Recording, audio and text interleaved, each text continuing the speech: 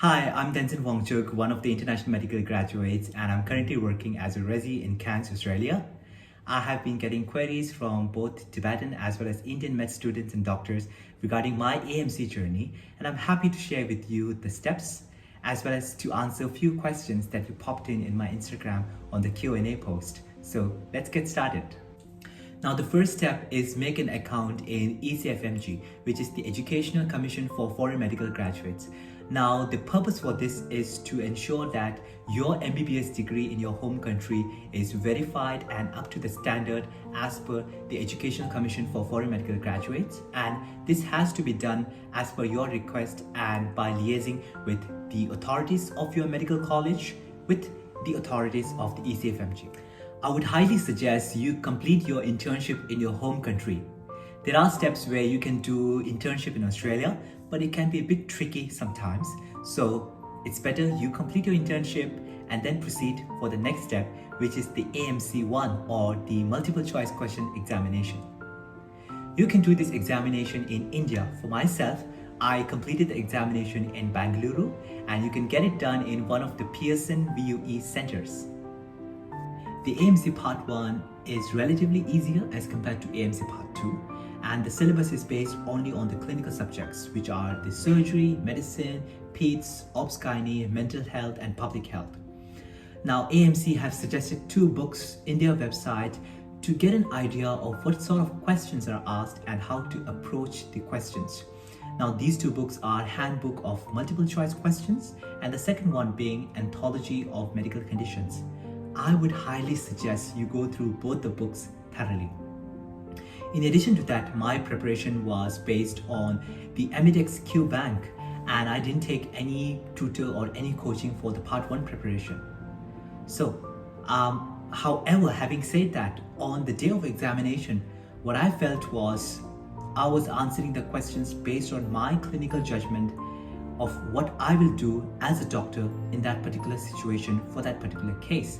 So I would highly suggest you do both the books suggested by the AMC thoroughly, as well as use your clinical sense to think of the best possible option that you would do as a doctor. In addition to that, you can get your study partners and practice few questions with them, and you can go through some guidelines as well as per the Australian healthcare system. I'll put it down in the description below. In terms of preparation for the Part 1, it's highly a subjective thing that I should say, because it mainly depends on what your learning strategies are, and it depends on other factors as well, like when you're gonna get the booking date for the examination, how's your preparation, and if you are fully ready for the examination. But 3 months to 6 months is generally taken by the other candidates to appear for the examination and to get a pass. Okay, you've passed the Part 1 exam. What's the next step? The next step is you have to take the English exam.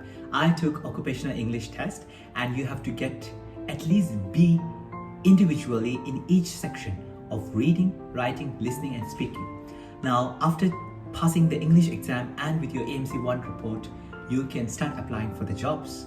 And if you can secure a job, you will be on something called limited registration.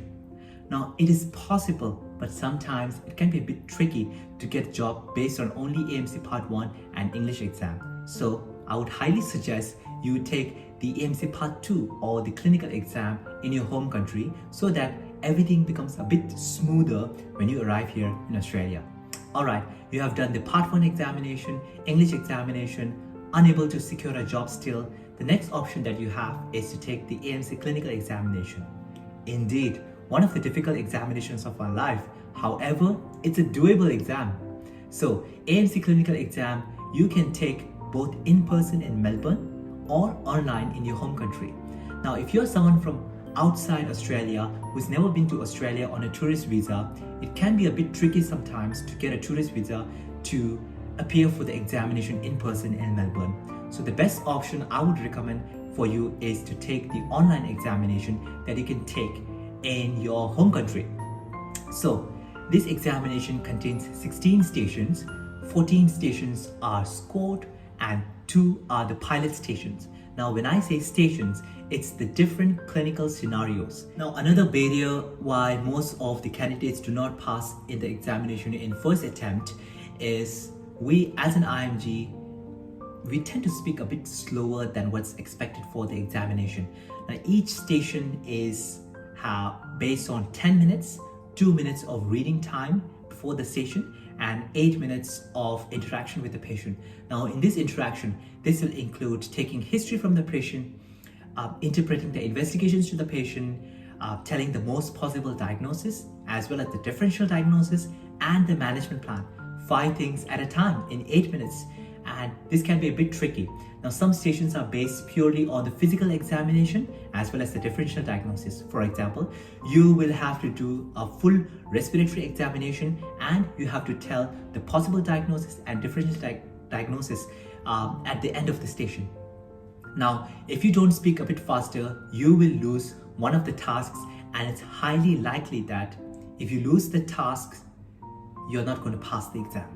In terms of my AMC clinical exam preparation, I took a private tutor's coaching, whose name is Arshan. Now, I'm not promoting any of the tutors, but I found that his way of teaching suits my way of learning. You can explore other tutors as well, and he is a relatively cheaper tutor as compared to other tutors. I took the 6 months course, and I found that what he teaches is sufficient for myself to pass the examination in the first attempt. An important tip that I would like to give is when you are preparing for the AMC Part 1 English exam and Part 2, it's very important that you pick a study partner who is as motivated and as dedicated like yourself. You can get your study partners in any of the Facebook groups, and there are many Facebook groups for these examinations. So make sure you check that and get a good one. In terms of duration of preparation for AMC Clinical, again, it's an individual thing, but I would highly suggest at least 6 months to a year is the time that you should be taking for the preparation. Now, the first question, preparation during full-time work. Now, I truly believe that if you are motivated and dedicated to do something, you'll always find time, because it all depends on your priorities. For myself, I would dedicate my study time after the work as well as the Sundays. The Sundays are my favorite time for the study. Now, when I'm working, I would refer to the Australian guidelines, I would refer to the cases that I've studied, and this helped me to do both the things at a time. And my clinical experience in India working as a medical officer was one of the key factors that helped me to pass both Part 1 and Part 2. So I always feel blessed to be working with the patients, to be learning from the patients, as well as to do my study at the same time. So you're always investing on something big, even when you're working full-time. So please make sure you keep that in mind.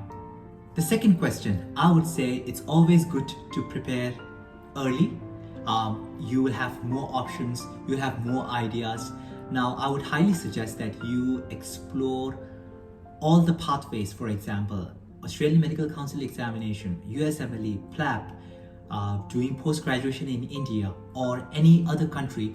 You do the reality checks of what those pathways actually costs you in terms of your finances, in terms of whether you know someone in those places, in terms of where you want to do training. Now, these reality checks can be individualized, and you have to make sure that you go through all of these checks and then decide where you want to finally go.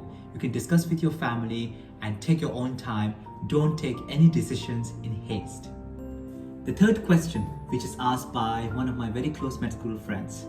So the first doubt that I used to have before my AMC journey is that I will never be able to crack the AMC clinical exam because everyone says, oh, it's very tough. They couldn't clear in the second or third attempt. The second doubt was that I'll never be able to secure my job as an international medical graduate and as a non-PR holder, someone who has never been to Australia before. So, both of which are not true. That's the end of the video. I don't want to extend the video too long. So if you have any more questions, please feel free to pop in the comment section and I'm happy to help. Thank you and see ya.